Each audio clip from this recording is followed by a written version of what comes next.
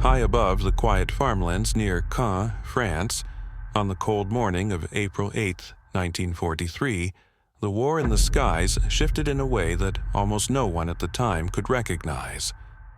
At nearly 27,000 feet, where the air thins and the world below looks soft and harmless, Oberleutnant Ralph Hermischen eased his German Focke-Wulf 190A5 into position. He tilted his head downward, scanning the clouds until he spotted a group of American fighters forcing their way upward in a slow, stubborn climb. The sight made him chuckle. The aircraft looked bulky and awkward, like overstuffed barrels trying to float. He pressed his radio switch and joked to his wingman, "The Americans are sending us milk cans today." His laughter echoed through the headset. But far below, inside those so-called milk cans, 16 American pilots from the 4th Fighter Group were pushing their machines through the icy morning sky. They were strapped into P-47C Thunderbolts, a fighter so massive and unconventional that even American pilots joked that if you wanted to fly one, you had to first learn how to lift it. Its engine, an enormous Pratt & Whitney R2800, vibrated so violently that newcomers said their teeth rattled during takeoff. To the Germans, who were used to thin, elegant Messerschmitts and sleek Focke-Wulfs, the Thunderbolt looked ridiculous. Even the silhouette seemed wrong, like a drawing made by someone who had never seen an airplane before. Yet none of them knew that they were witnessing the arrival of a machine that would completely redefine aerial warfare. No one understood that the giant American fighter climbing toward them would become one of the most feared and destructive aircraft of the entire conflict. In the thin air above France, two worlds were about to collide, one built on years of combat experience and the other built on raw power, industrial engineering, and a new understanding of what air superiority truly meant. The American pilots in those P-47s were inexperienced and unproven. Many had never even shot at an enemy plane before. But the aircraft beneath them held a kind of violence the Germans weren't ready for. 8 heavy 50 caliber Browning machine guns capable of carving through steel, concrete, and flesh with terrifying ease. Those guns could send more metal downrange in 10 seconds than some German fighters carried in their entire ammunition load. This was not a machine designed to dance in the skies. It was a machine designed to dominate them. Hovering slightly ahead of the formation was Major Donald Blakesley, the legendary leader of the 335th Fighter Squadron. Blakesley had seen war before.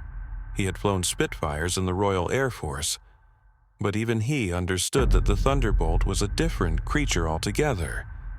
To survive in a P-47, a pilot had to abandon old habits: tight turns, spiraling dogfights, elegant maneuvers. Those belonged to another era.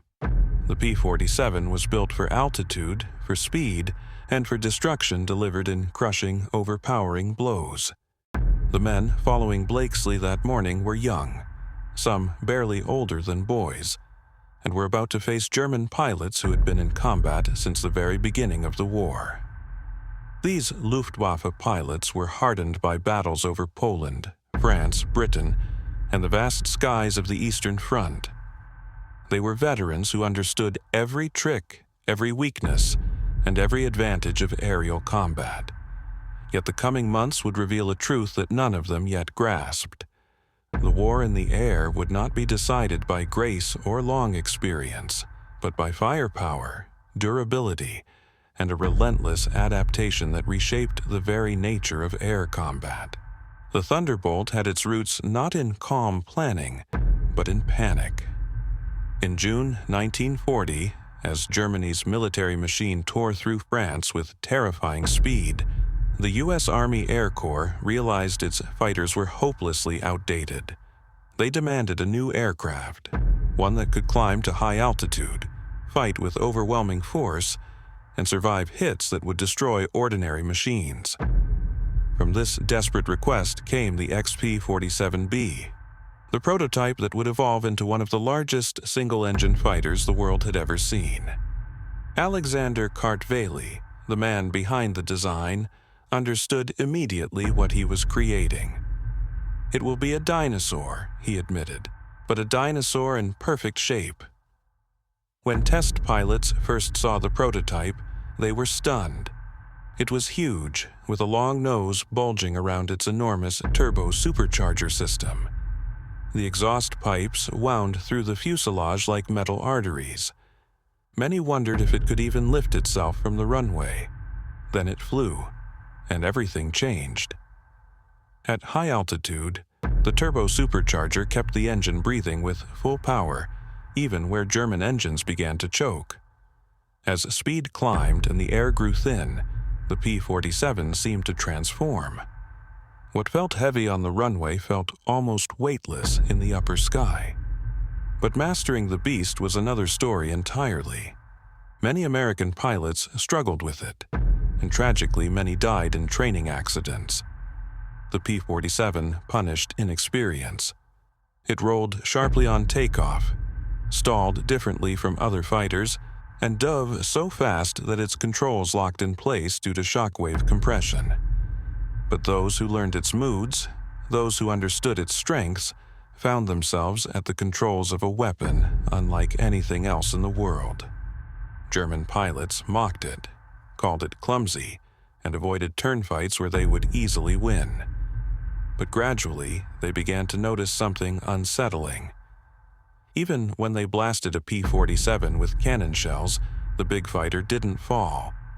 It came back again and again, full of holes, leaking fluids, sometimes with half its controls damaged, but somehow still flying. Then came the moment that changed everything. On June 26, 1943, Second Lieutenant Robert S. Johnson was flying alone in a P-47 that had already been torn apart by anti-aircraft fire. Smoke filled the cockpit, the controls barely moved, and oil sprayed across the windshield. Suddenly, a German ace in an FW-190 spotted him and swooped in. What followed became one of the most unbelievable stories of the war. The German fired cannon shells into the Thunderbolt at close range.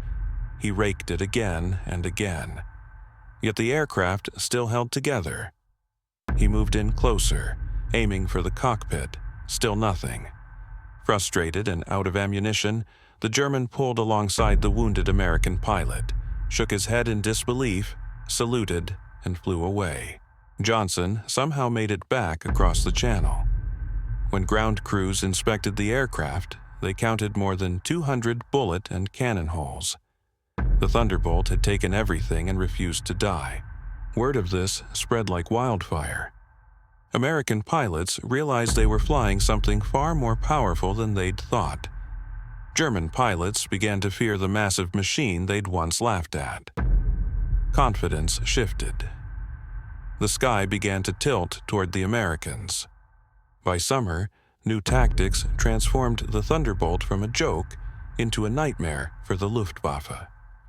Instead of engaging in turning battles, P-47 pilots climbed high into the cold blue, waiting like hawks.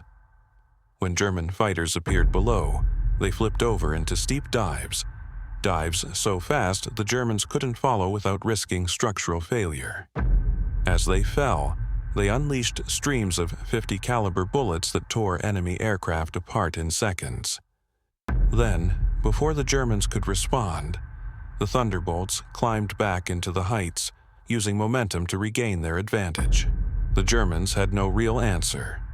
Their engines struggled at high altitude, their ammunition was limited, and their aircraft were lighter but far more fragile. A single burst from a Thunderbolt's 8 guns could rip off wings, shatter cockpits, or split fuselages clean apart. In August 1943, the Luftwaffe learned this in a devastating way. During a major American bombing run, German twin-engine fighters moved in to attack the bombers. Before they could reach them, P-47s dove from above in deadly waves. In less than a minute, 8 German aircraft were destroyed. Survivors described the American attack as a wall of fire, a violent storm of metal they never saw coming. As new upgrades arrived, most importantly, the paddle blade propeller, the P-47's climb and acceleration improved dramatically. Now, the Germans couldn't even outrun it. Even some of Germany's greatest aces fell to the Thunderbolt's guns. Fear replaced laughter. By early 1944, the skies over Europe were no longer German territory. Long-range fuel tanks allowed the P-47 to escort bombers deeper and deeper into enemy land. When the Luftwaffe tried to strike the bomber formations, the Thunderbolts descended with brutal force. The destruction was overwhelming. By the time the P-51 Mustang joined the fight to take over longer escort missions, the Luftwaffe was already collapsing under the weight of Thunderbolt attacks. But the evolution was not over. The P-47 transformed again, becoming one of the deadliest ground attack aircraft ever built. Its guns shredded tanks, trucks, armored cars, artillery positions, anything that got in the way. German soldiers began calling it Donnerschlag, the thunderclap, because the roar of its engine was followed by a storm of annihilation. During the Normandy campaign alone, P-47s destroyed thousands of vehicles. Trains were torn apart, armored columns shattered, supply routes obliterated. The Thunderbolt was everywhere, over beaches, fields, villages, forests, raining destruction with a fury few on the ground could withstand. In the Pacific, it shone again. Its range, speed, and durability shocked Japanese pilots who were used to fragile American fighters. The P-47N variant flew long missions across vast ocean distances, escorting B-29 bombers and striking deep into the Japanese home islands. By the end of the war, the aircraft once mocked for its size had become a legend.